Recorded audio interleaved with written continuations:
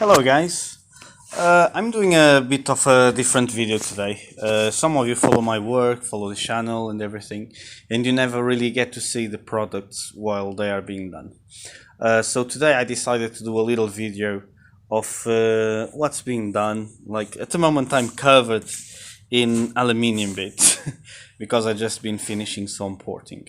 And because I have here quite a few heads at the moment, and I just remember I have another one in there that I can put in here so you guys can see the difference. I decided to show you like what are the differences on the 4-pot cylinder heads that I do.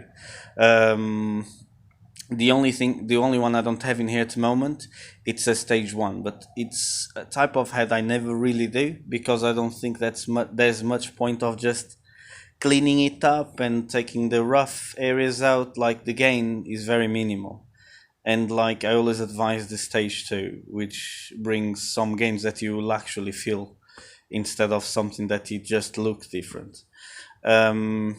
So I got here, as you can see, 3 cylinder heads, but I'm going to make it 4. So this is a standard one, and now I'm going to get just a stage 2 one that is finished, ready to send it off to the customer. This one is fully assembled. The other ones in there, they're not fully assembled yet.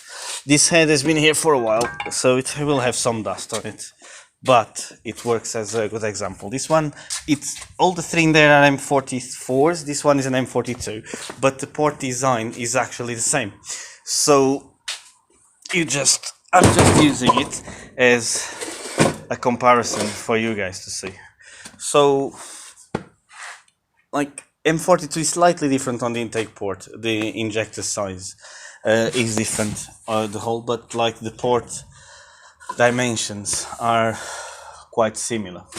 So, like I'm going to show you now some differences. As you can see, like I'm going to just reverse the camera so you guys can see better. Give me a second. Well, I cannot. That's great. So I have to go like this. So in here you have a standard head. Nothing to see here. Most of you have seen it. I'm going to get a light, shine a torch on it so you can see what it looks like standard. Trying to get a good angle, which is not an easy thing to do. So if we go like this, probably you can see better.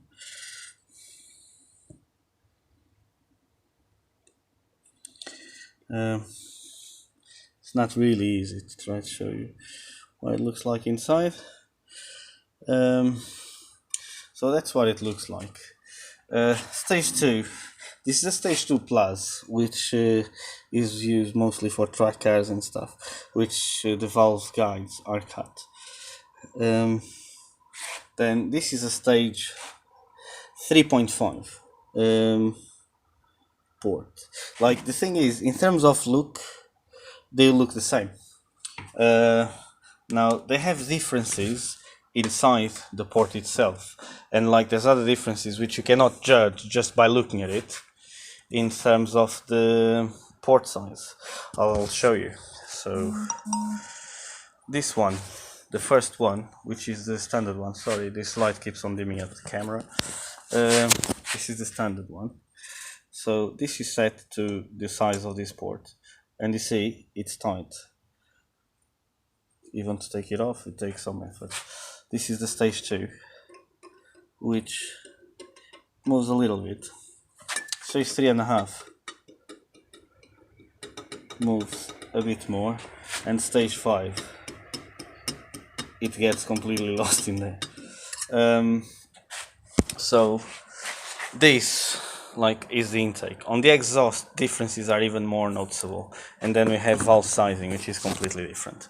Now the standard head has 33 intake and 30.5 exhaust valve. So like there's nothing really special to see here. This is the standard head. Okay, I'm going to move it now so we can compare it to the other one. This is the stage 2.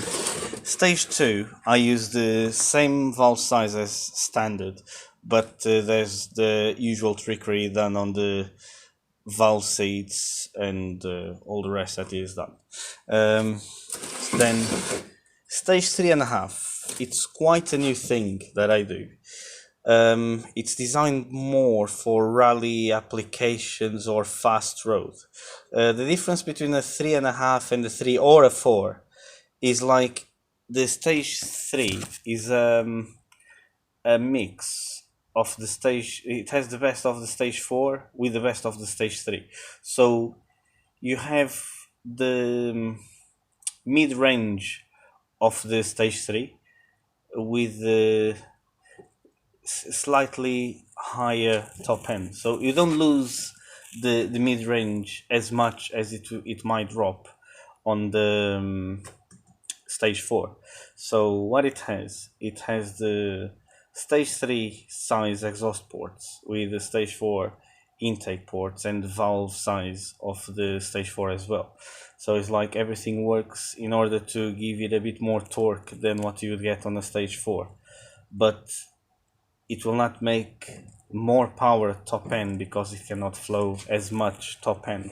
So this will be more suitable to work with, for example, 270 to 180 degree cam. Stage 4 you can go a bit further and work already with the 280 plus cam. Then stage 5 you can go up to 320 degree cam, which is very, very aggressive. Now the exhaust size, I'm going to rotate this one just a moment, and this is the standard one. Sorry guys, I'm moving it a lot because I'm holding the phone and rotating the head at the same time. If I can hold it like this in here, it doesn't work. Let me see if I find something that actually, yeah, here we go. So a bit more here, that's it. Now,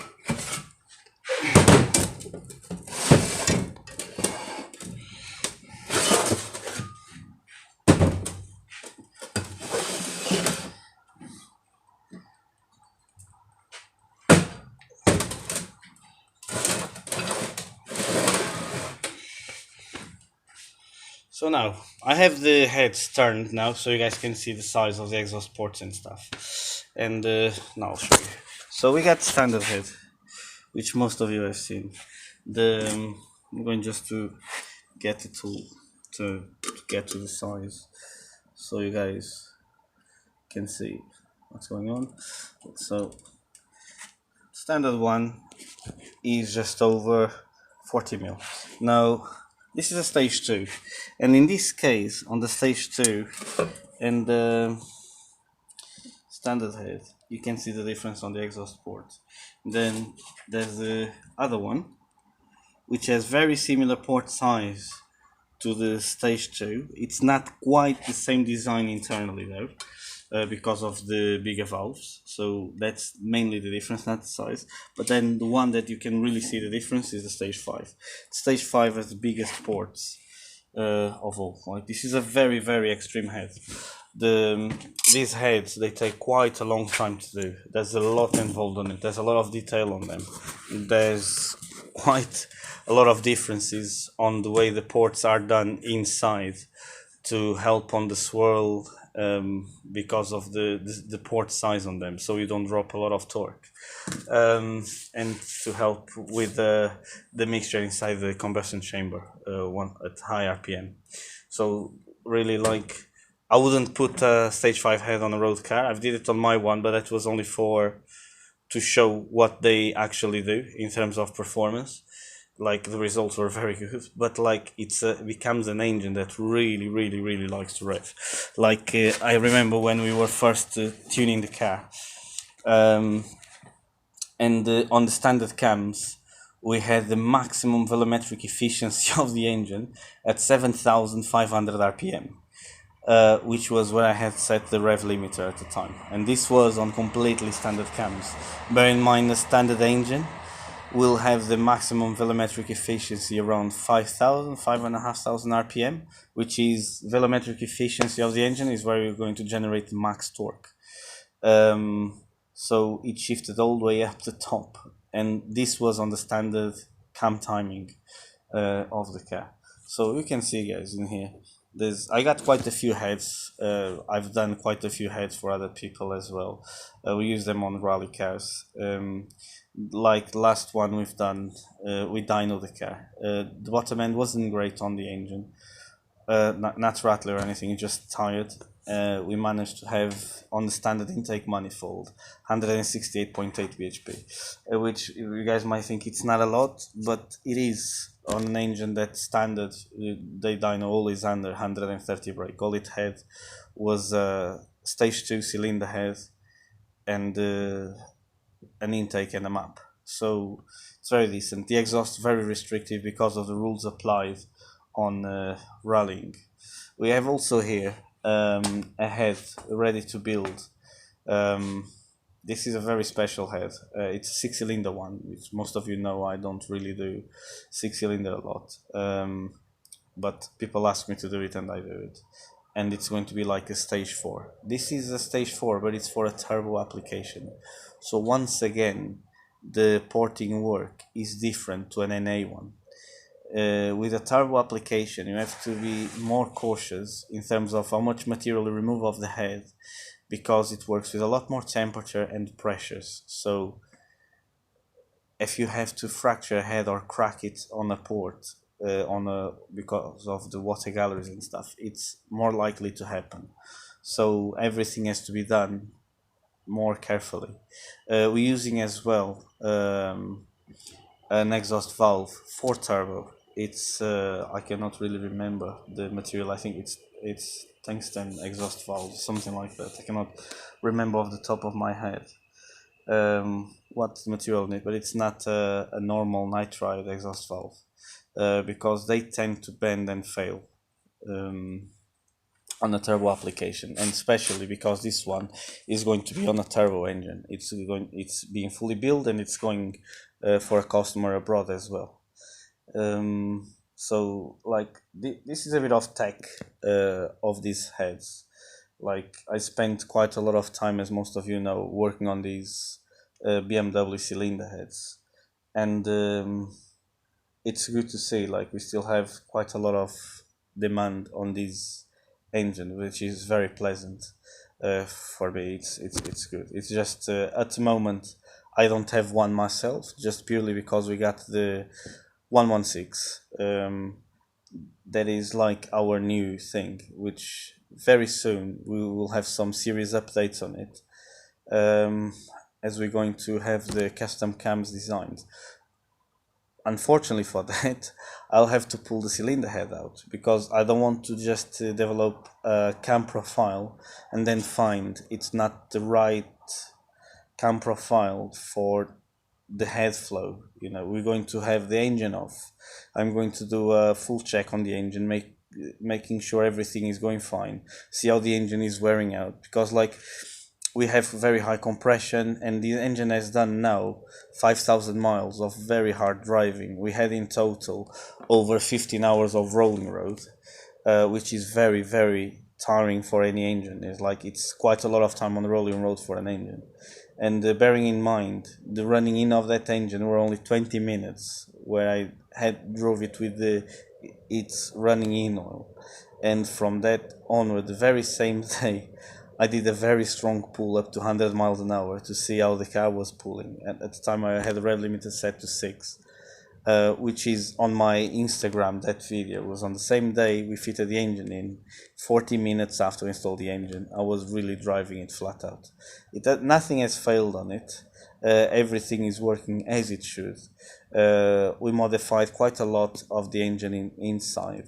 We improved areas that needed improving in terms of making it more reliable. We have rods with different bolt diameter. The cylinder head itself has massive work. Not only the ports, the valve spring seats were worked on as well. Like the valve sizes are different. Then even the diameter of the head bolts has been changed to so the head doesn't float, so we don't have problems with head gasket failure, because we're working with 12.5 of compression ratio on that engine, and we don't want it to fail. We have used a different oil pump. It has a tensioner on the oil pump as well, so we have the car revving to 8,000 rpm. And we haven't had a problem with it. I down tuned it a little bit because it's only gaining 7 bhp from 7.5 to 8,000 rpm, so I dialed it down because it's pointless to rev to 8. The car doesn't feel any faster or any slower with the 500 rpm less. It generally feels exactly the same. It just say to has a power number for no reason. Like, I'd rather have less 7 bhp. I know the engine is more comfortable with it. I know it can rev to over 8,000. It's fully balanced for that, but I'd rather not have the